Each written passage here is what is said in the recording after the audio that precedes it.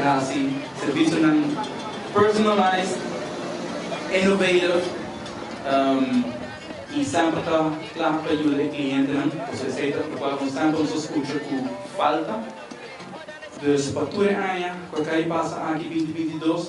Thank you very much. Exacto, um ano hobby interessante, um ano com suas challenges, suas ups and downs, pero naturalmente hobby agradecido caminha que nós logra mover para edifício novo. Nós temos 10 luna hora aqui na Beatrix Straat 27. Na final do dia, tem hora bom mês que hora para tomar risco ou não, e em caso aqui nós decidimos tomar e com o resultado de nossa banda hobby bom.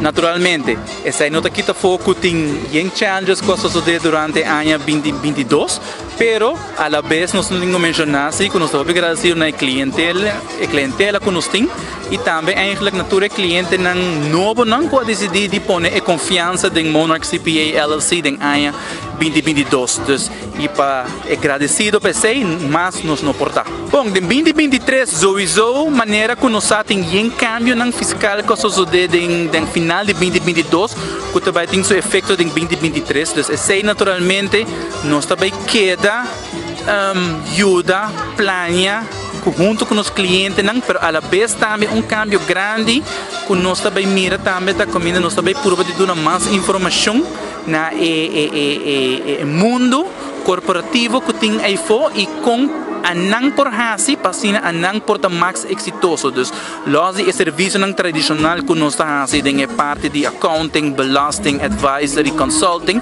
nós também prova de dar mais informação, sessões, apresentações, pasina turhende of hasta com entrepreneur novo que tem ideia nova, que tem uma ideia para lançar negócio, pasina nos pode dar extra motivação e informação, pasina e também pode portar successful em ano 2023, em ano que está bem, a base de tudo cambio que está vindo, que bem e que está bem também.